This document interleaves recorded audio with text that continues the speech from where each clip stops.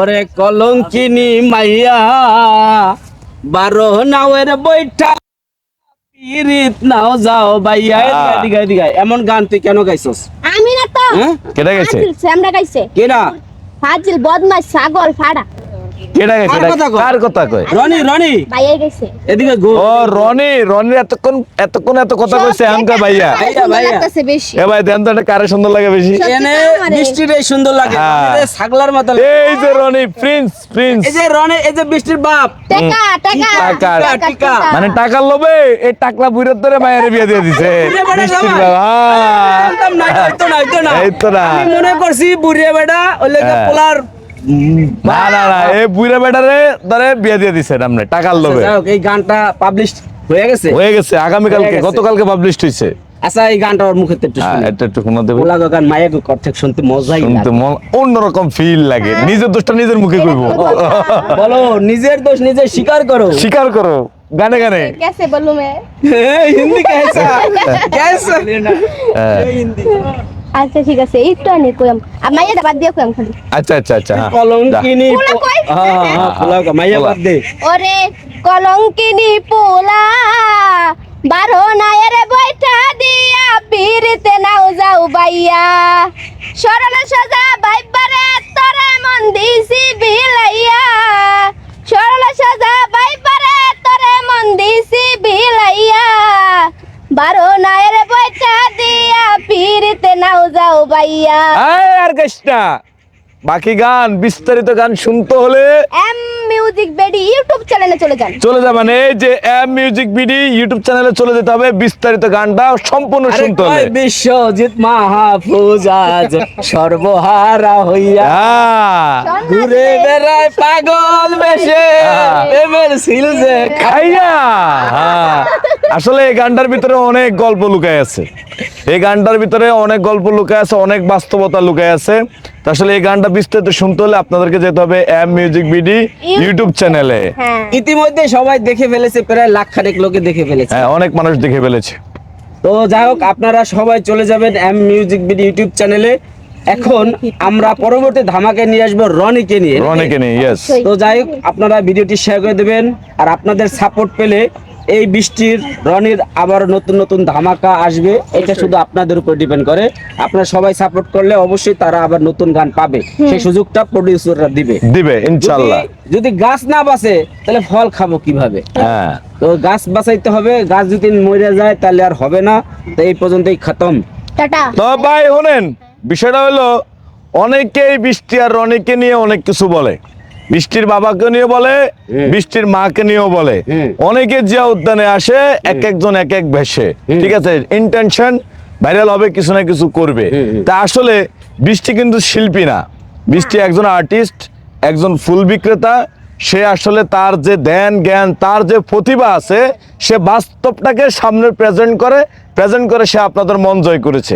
এখানে দুকুলচুরি বা অন্য কোনো কিছু এখানে ছিল না। তো সবকিছু মিলে বৃষ্টি এবং রনি কিন্তু অনেক সুন্দর গান গায়। রনির গানের এই সুর শুনেই কিন্তু আপনারা বলেছিলেন যে রনিকে নিয়ে সামনের দিকে এগিয়ে যান। সেই সূত্রে আসলে আমাদের এই যে আলামিন ভাই, তারপরে যে সাব্বির ভাই, তারপর আছে আরিফ হায়দার, তারপর আছে অনেকেই, ওই যে ইকবাল ভাই, অনেক সবাই মিলে আসলে রনিকে সামনের দিকে অগ্রসর করেছেন। তো ভাই এই যে রনি আজকে ধরেন এই যে কলঙ্কিনী মাইয়া, তারপরে পথারা প্রতীক, আরো অনেক গান গেয়েছে, অনেক কিছু করছে। তো সবকিছু মিলে এই যে আপনাদের একটা ফসল আজ ধরেন গোলায় যাচ্ছে, মানে ধান যেরকম কাটার পরে মানে চূড়ান্তটা পর্যায়ে আসছে। তো এই বিষয় নিয়ে আপনার কি মতামত? ভাই এই বিষয়টা নিয়ে আমি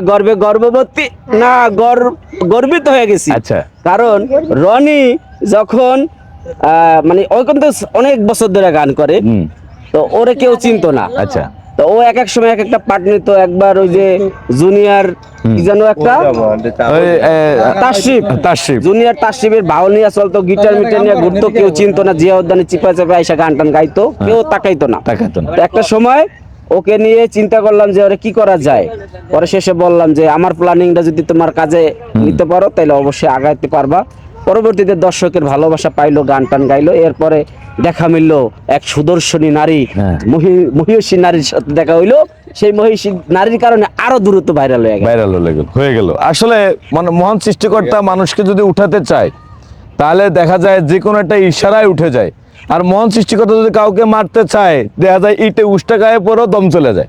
ঠিক আছে, তো আসলে উঠার জন্য ফালাফালি লাফালাফি করে লাভ নাই, কর্ম করে যেতে হবে, কর্মই আপনাকে আপনার গন্তব্যে পৌঁছাই দিবে। তো সবকিছু মিলে বৃষ্টি আর কিছু বলার আছে? তো আমাদেরকে অনেকজনের রিকোয়েস্ট করছে, যেটা আমি একা একা মিউজিক ভিডিও শুট করছিলাম, সবাই বলছে না তোমার মিউজিক ভিডিও একা একা করা উচিত হয় নাই, তুমি কেন একা একা করছো, দেখবো না, অনেক মন খারাপ লাগছে, রনিরে নিয়ে করো। তখন তো আমি রনি বাইরে নিয়ে মিউজিক ভিডিও শুট করছি। হ্যাঁ, এই যে কলঙ্কিনী আর রনি তোর চান্সে কলঙ্কিনী বানাই দিছে। এই ভাই আপনার মাইয়ারা যে কলঙ্কিনী বানাইলো এটার কি? না এখানে বিষয় হলে বৃষ্টি না, হ্যাঁ। প্রত্যেকটা গল্পের একটা ক্যারেক্টার থাকে, সেই ক্যারেক্টার রোল প্লে করে ওরা। আচ্ছা, কিন্তু সার্বিক দিক থেকে এটা লাগে আমাদের দেশের বিভিন্ন মানুষের, কিছু কিছু মানুষের, বিভিন্ন মানুষের যেই বাস্তব জীবন চিত্র। বাস্তব চিত্রটা তাদের মাধ্যমে মানে প্লে করা হয়, এই জন্য তারা দোষী না।